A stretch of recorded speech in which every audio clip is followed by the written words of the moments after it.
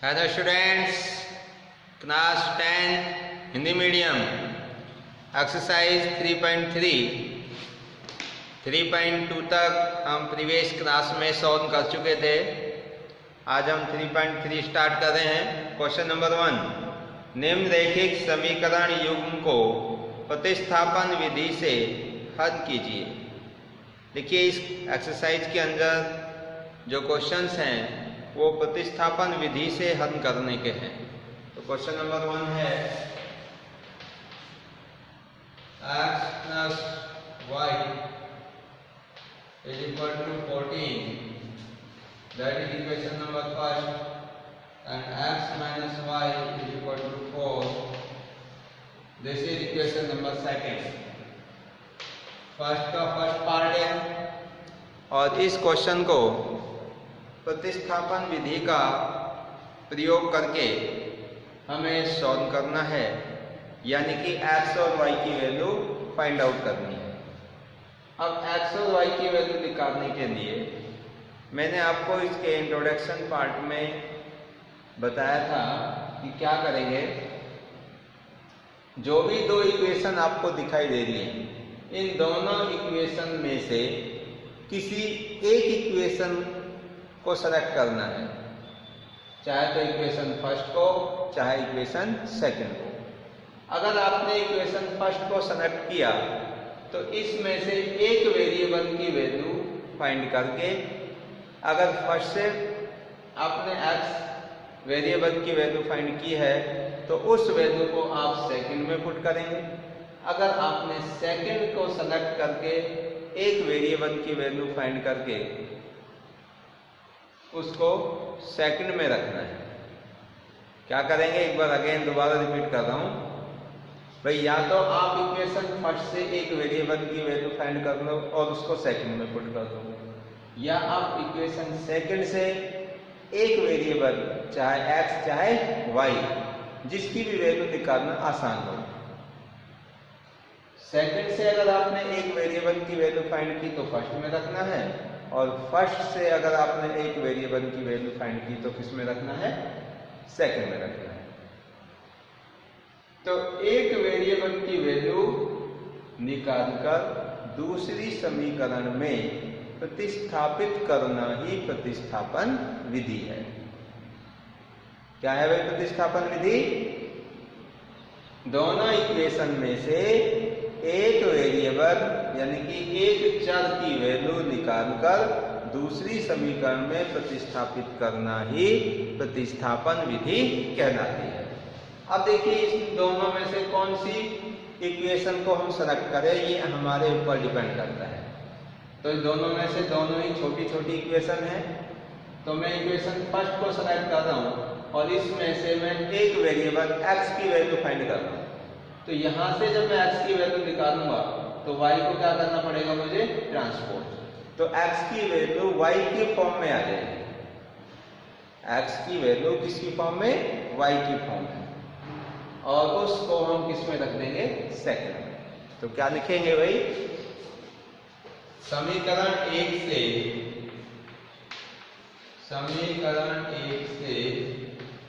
x is equal to 14 minus y समीकरण second में रखने पर,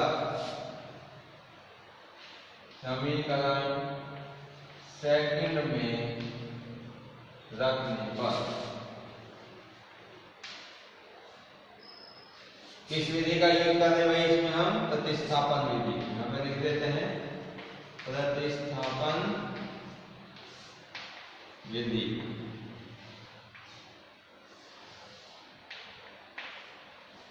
तो इस प्रतिस्थापन विधि में हमने समीकरण 1 से x की वैल्यू निकाली और उसको समीकरण सेकंड में रख दिया। तो देखो क्या होगा, तो x की वैल्यू 14 माइनस y यहाँ पे रखेंगे तो ये बनेगा 14 माइनस y, और आगे साइन किसका है, माइनस का, माइनस y इक्वल टू 4। इससे हमने जो x की वैल्यू आई 14 माइनस y वो समीकरण सेकंड में यहाँ पे रखना है। तो x की जगह मैंने 14 माइनस वाई यहाँ पुट कर दिया, ये माइनस का y इक्वल टू 4। अब देखिए 14 माइनस का 1y माइनस का 1y तो माइनस 2y इक्वल टू 4। अब हमें किसकी वैल्यू चाहिए भाई? y की वैल्यू। तो y की वैल्यू निकालने के लिए चर एक तरफ और अचर एक तरफ, तो इस 14 को भी मैं ट्रांसपोज कर दूंगा तो ये 2000 किसका बन जाएगा? माइनस का। तो क्या हो जाएगा भाई? Minus 2y is equal to 4 minus का 14। ठीक है। अब देखिए 4 में से 14 माइनस करेंगे तो minus 2y is equal to minus का 10। 4 में से 14 माइनस करेंगे तो माइनस का 10 बचेगा। दोनों साइड से माइनस माइनस कैंसिल और y इज इक्वल टू 10/2 और ये कैंसिल करेंगे तो कितना आ जाएगा? 5। तो ये y की वैल्यू हमारे पास में 5 आ गई। अब ये y की वैल्यू 5 आप चाहे समीकरण 1 में पुट करो, चाहे समीकरण सेकंड में करो, और चाहे आप ये समीकरण नंबर इसको थर्ड डाल दें तो चाहे आप थर्ड में पुट करिए। ठीक है। तो देखिए मैं y की वैल्यू समीकरण थर्ड में पुट कर देता हूं तो x की वैल्यू आ जाए। तो क्या लिखेंगे भाई? y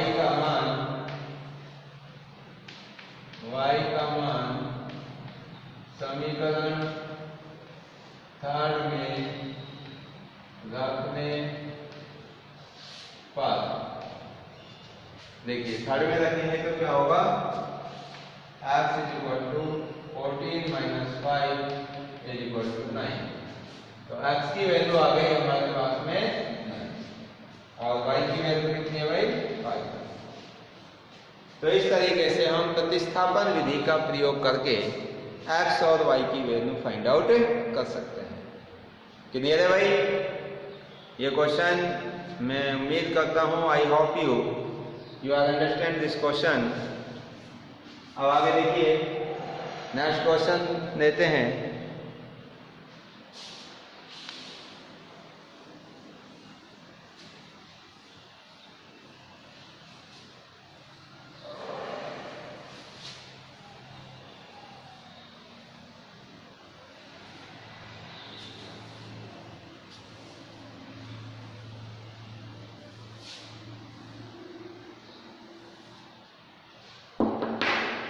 देखिए फर्स्ट के अंदर आपके ये 6 पार्ट है। अभी जो क्वेश्चन नंबर फर्स्ट का फर्स्ट पार्ट था तो ये इसमें आपकी सिंपल इक्वेशन थी, कोई भी इक्वेशन आपकी ना अपॉन में थी, ना डेसिमल में, ना अंडर रूट में। अब एक क्वेश्चन इसका अपॉन का कर लेते हैं और एक क्वेश्चन इसका अंडर रूट का। तो देखिए अपॉन वाला और बता देता हूँ आपको। Second part s minus t is equal to 3, equation number first, and s upon 3 plus t upon 2 is equal to 6. This is equation number 6. देखिए अब ये दो इक्वेशन है हमारे पास में। तो ये जो s minus t equal to 3 ये तो आपकी जनरल फॉर्म में है, एकदम सिंपल इक्वेशन है। बट जो सेकंड वाली इक्वेशन है इसके अंदर संख्याएं किस में आ रही है भाई? अपॉन में, जैसे s अपॉन 3 t अपॉन 2। तो अगर हम कोई भी इक्वेशन के अपॉन में जो संख्या आती है उनको अगर हम रिमूव कर देते हैं तो वो इक्वेशन आपकी सिंपल फॉर्म में आ जाती है और उससे फिर x और y की वैल्यू निकालना आसान हो जाता है। तो हम क्या करें कि समीकरण सेकंड को जनरल फॉर्म में यानी कि व्यापक रूप में, सामान्य रूप में कन्वर्ट कर देते हैं। जैसे समीकरण 1 है तो इसमें देखिए 3 और 2, नीचे दो संख्या है 3 और 2, इनको हटाने के लिए 3 और 2 का एलसीएम लेंगे हम। तो 3 और 2 का एलसीएम कितना होगा भाई? 6। 6 को 3 से डिवाइड करेंगे 2 और 2 को s से डिवाइड मल्टीप्लाई किया तो 2s, प्लस इस 6 को 2 से डिवाइड करेंगे तो 3 और 3 को t से मल्टीप्लाई करेंगे तो 3 इज इक्वल टू 6। अब इसके नीचे 1 मानकर क्या कर देंगे? इसका क्रॉस मल्टीप्लाई। तो 1 से इसको मल्टीप्लाई करोगे तो 2s plus 3t is equal to 6 into 6 करेंगे तो 36। तो ये हमारे पास में इक्वेशन नंबर आ गई 8। देखिए अब इसका जो अपॉन में संख्या थी, बटे में जो संख्याएं थी वो खत्म हो गई।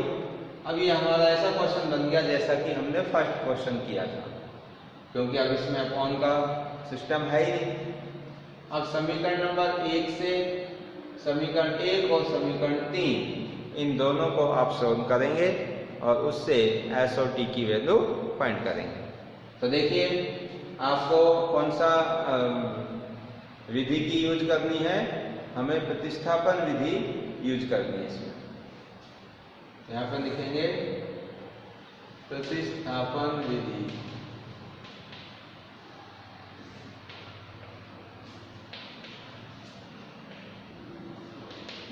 प्रतिस्थापन विधि से तो क्या करें भाई, जो इक्वेशन नंबर फर्स्ट है इससे एक वेरिएबल की वैल्यू फाइंड कर देते हैं और थर्ड में पुट कर देंगे। तो इधर से मैं अगर s की वैल्यू निकालूंगा तो माइनस टी का ट्रांसपोज करूंगा और s is equal to 3 plus t समीकरण फर्स्ट से, और ये value s is equal to 3 plus t समीकरण फर्स्ट से किस में पुट करनी है, समीकरण थर्ड में। s is equal to 3 plus t समीकरण थर्ड में रखने पर, तो ये s की वैल्यू है जो हम समीकरण थर्ड में रख रहे हैं। तो देखिए भाई s की वैल्यू यहाँ पे रख देता हूँ, तो 2 into 3 plus t plus 3t is equal to 36।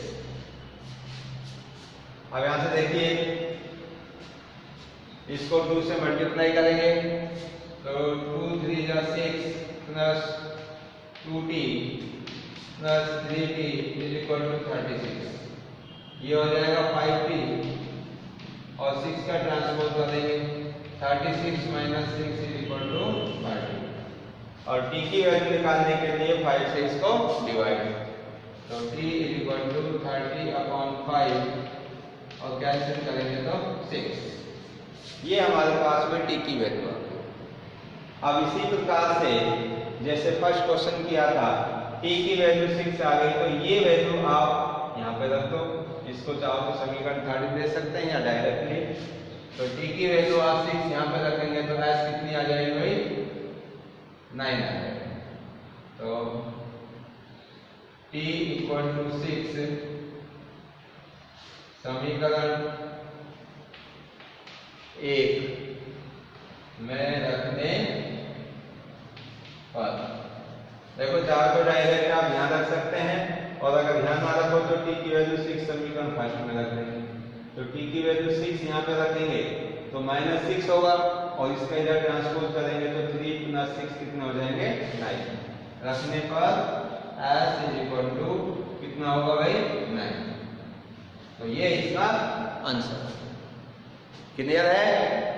तो इस प्रकार से अगर कोई भी समीकरण आपकी बटे में दे रखी है, जैसे यहाँ पे था s/3 t/2, तो इन बटे को अपॉन को हम पहले खत्म करेंगे, उसके बाद जब इक्वेशन आपकी साधारण फॉर्म में आ जाएगी तब हम प्रतिस्थापन विधि का यूज करेंगे। ठीक है भाई, तो ये क्वेश्चन आपका कंप्लीट है। अब सेम इसी प्रकार से आपके ये क्वेश्चन नंबर है, जैसे कि 4th है, डेसिमल दे रखा है, तो हम इसमें से पहले डेसिमल को रिमूव कर देंगे, अपॉन में 10 आ जाएगा, और पूरी इक्वेशन को 10 से मल्टीप्लाई करोगे तो ये डेसिमल हमारा रिमूव हो जाएगा। तो ये फर्स्ट के जो पार्ट हैं इनको आप स्वयं कर सकते हैं। और अब मैं आपको क्वेश्चन करा रहा हूँ इसका, क्वेश्चन नंबर 3।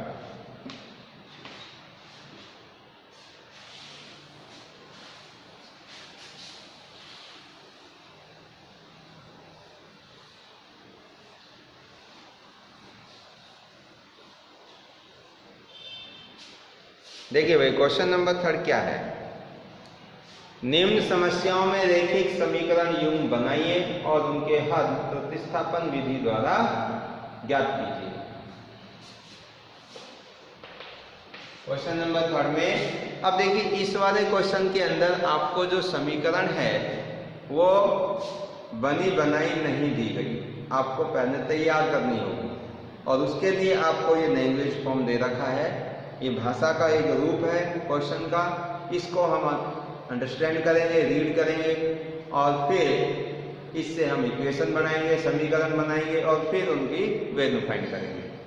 तो देखिए इसमें क्या कहता है कि दो संख्याओं का अंतर 26 है। कितनी संख्याओं का? दो संख्याओं का। इसका मतलब एक संख्या बड़ी होगी, एक छोटी होगी, तभी तो उनमें अंतर 26 का है। एक संख्या दूसरी संख्या की 3 गुनी है, उन्हें ज्ञात कीजिए। तो भाई अब ये दो संख्या हैं जिनमें अंतर 26 का है, तो एक संख्या को हम x मान लेंगे और दूसरी संख्या को y मान लेंगे। तो क्या लिखेंगे भाई? माना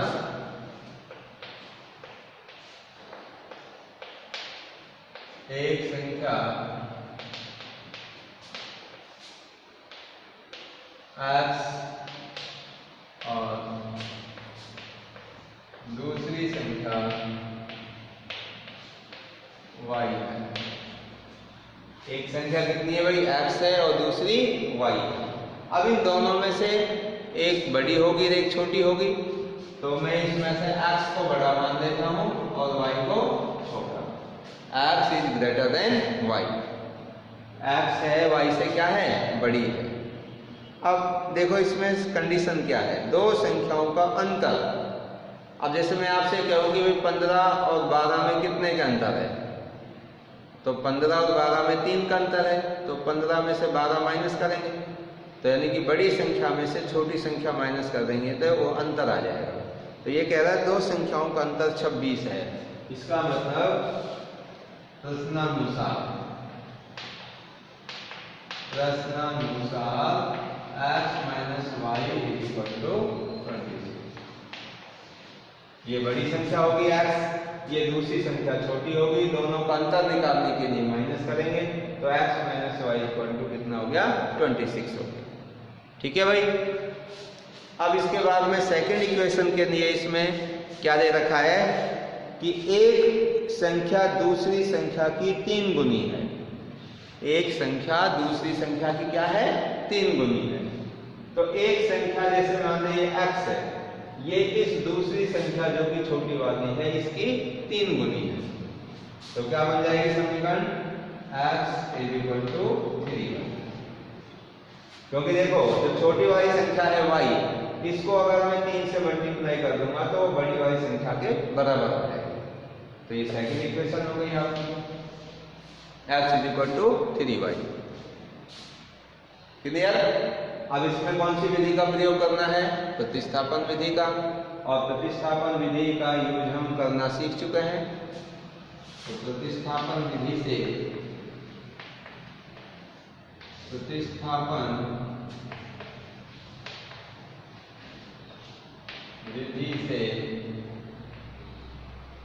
क्या होगा? x की वैल्यू जो 3y, देखो एक चर की वैल्यू यहाँ पर दे रखी है x is equal to 3y, तो सेकंड से ये वैल्यू किस में पुट कर देता हूं मैं? फर्स्ट में। तो समीकरण सेकंड से x का मान फर्स्ट में रखने पर, तो देखिए फर्स्ट में रखेंगे तो क्या होगा? x का मान 3y यहाँ पे रख देते हैं, 3y माइनस का y इक्वल टू 26। अब 3y में से y माइनस कर देंगे तो 2y इक्वल टू 26 और y की वैल्यू निकालने के लिए 2 से डिवाइड, तो y इक्वल टू कितना आ जाएगा? 13। तो ये y की वैल्यू 13 आ गई। अब हमें किसकी वैल्यू चाहिए? अब वैल्यू चाहिए x की, तो y की वैल्यू 13 इस इक्वेशन में रखते सेकंड में, तो x की वैल्यू आ जाएगी। तो क्या लिखेंगे भाई? y का मान किसमें रखेंगे? सेकंड में रखने पर। तो देखो ये सेकंड है, x इज इक्वल टू और ये कितना आ गया 39। तो आपकी एक संख्या जो बड़ी वाली संख्या है वो 39 और छोटी वाली संख्या है वो कितनी हो गई 30।